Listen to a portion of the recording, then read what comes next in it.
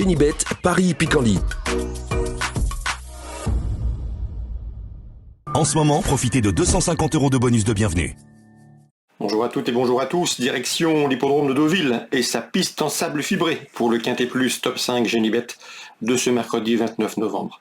Nous évoquerons donc cette course dans la première partie de l'émission, un handicap de bonne facture, et dans la deuxième partie, je vous transmettrai des informations, des coups de cœur pour Deauville et des infos pour la Réunion 4 sur l'hippodrome de Paris-Vincennes, puisque j'ai pu m'entretenir comme souvent avec certains socio-professionnels y participants. Comme vous le savez, vous pouvez toujours liker ce programme, le partager. N'hésitez pas, c'est possible et c'est gratuit via nos différents supports sociaux, Twitter, Facebook ou autres. On commence donc l'émission par ce quintet, le prix du manoir de la Salamandre. J'ai placé en tête de mon pronostic numéro 10, Saint-Étienne. Saint-Étienne qui m'a bien plu dans une course référence, le prix du Pays de Bray, disputé le 5 novembre sur ce parcours.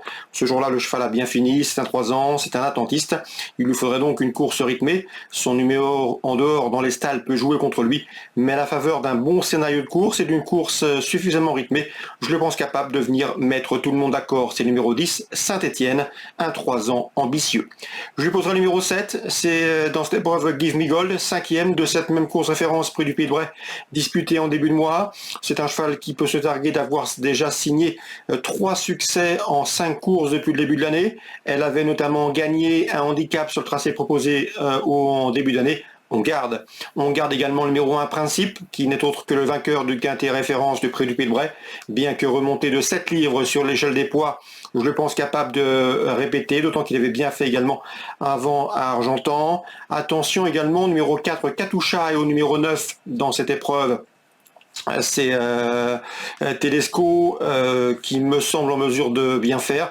Ces deux-là n'ont pas été en mesure de se mettre en évidence dans le quintet référence près du Pays de Bray.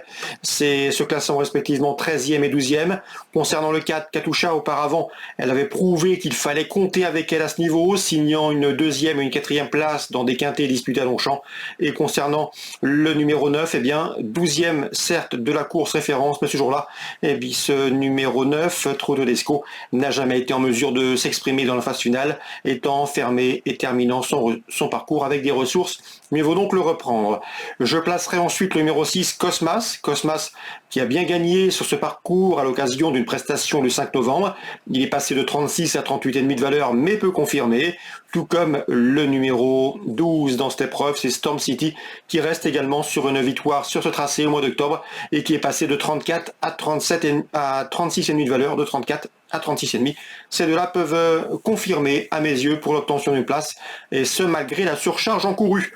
On se méfiera également du numéro 2, Célestin, qui reste sur des victoires obtenues sur le sable, à Pau et à Chantilly. Le lot est cette fois-ci plus relevé, mais un accessite peut lui revenir. Le 10, le 7, le 1 et le 4, mes 4 préférés, devant le 9, le 6, le 12 et le 2. En cas de partant, je me méfierai du numéro 3, Vent contraire. On se retrouve désormais pour les coups de cœur. En ce moment, profitez de 250 € de bonus de bienvenue. Voici désormais mes informations et conseils de jeu pour ce programme du mercredi 29 novembre. On commence par Deauville. Dans la deuxième, j'ai bien aimé la prestation de 201 dans cette épreuve, c'est Plus Vite Dining, qui a bien fini à l'occasion de ses premiers pas publics. Elle s'est montrée froide ce jour-là et à mon avis, elle va accuser des progrès. Elle peut ouvrir son palmarès malgré la présence de l'ambitieuse Cornélienne, le numéro 6, accrédité également de début prometteur. Donc dans la deuxième, 201, 206 pour moi. Dans la quatrième, je ferai confiance au 401, c'est Jace Lavermore qui a bien débuté, qui me semble en mesure de se mettre en évidence, d'autant qu'elle s'est classée 5e d'un lot bien composé à l'occasion de ses premiers pas publics. La ligne à répéter. On lui posera le numéro 9, Yox, qui a pris une 3e place en débutant et qui devra également terminer sur le podium et jouer les premiers rôles, 401, 409. Concernant Vincennes maintenant, c'est la Réunion 4. Yannick Desmet est confiant dans la deuxième avec le 13 Orsi Royal, un cheval qui nous a recommandé à diverses reprises. Le cheval lui a donné raison puisque lors de ses 6 derniers parcours, il a signé lors de ses 7 derniers parcours, il a signé 6 victoires et une place de deuxième. Un cheval qui se plaît autre montée, un cheval qui devrait confirmer dans ce lot. Attention également au numéro 10 dans cette compétition qui avait bien gagné à l'occasion de sa dernière sortie publique autre montée. Il avait gagné C'est Hockfeller Dumel, cheval de qualité estimé par Pierre Belloche. Concernant cette deuxième, attention également numéro 6, Aniel Crépin. Elle n'est pas toujours des plus disciplinées, notamment au départ, mais la qualité ne lui manque pas. C'est ce que m'avait indiqué Benoît Vassard, l'homme de confiance et le compagnon d'Estelle de Sartre, qui veille à la destinée de cette Aniel Crépin. Donc elle a potentiel pour s'illustrer, mais elle n'est pas à conseiller au cardiaque. Dans un bon jour, elle peut accompagner nos deux préférés, le 13, le 10 et le 6 dans la deuxième. Dans la cinquième, j'aime beaucoup le 507 Jéroboam d'Érable, qui a mieux couru que ne l'indique son classement brut dans le prix Cénéry Fercinal. Un cheval de qualité, efficace remontée, réservé pour le meeting d'hiver, préservé par la famille Thomas. À mon avis, s'il est sage, il peut fournir le lauréat de ce cinquième rendez-vous. Et dans la septième, Laurent Barassin nous avait recommandé dernièrement le 714 Kili Depona, qui lui a donné raison, puisque lors de ses 3 derniers parcours, Kili Depona a signé 2 victoires et une place de 3e, une confirmation logiquement entendue, malgré l'accumulation des courses. Dans cette épreuve, il y a également la présence du 11 Kiddle. Souvenez-vous, Johan Lemay n'était pas négatif le dernier coup, Kiddle a échoué, mais à mon avis, il serait très imprudent de la condamner hâtivement. Donc pourquoi pas inclure dans vos trios et combinaisons élargies, multi ou autres, le 14 Kili Depona et le numéro 11 Kiddle.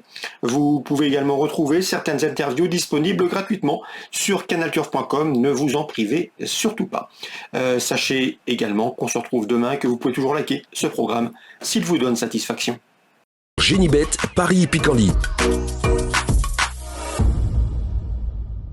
En ce moment, profitez de 250 € de bonus de bienvenue.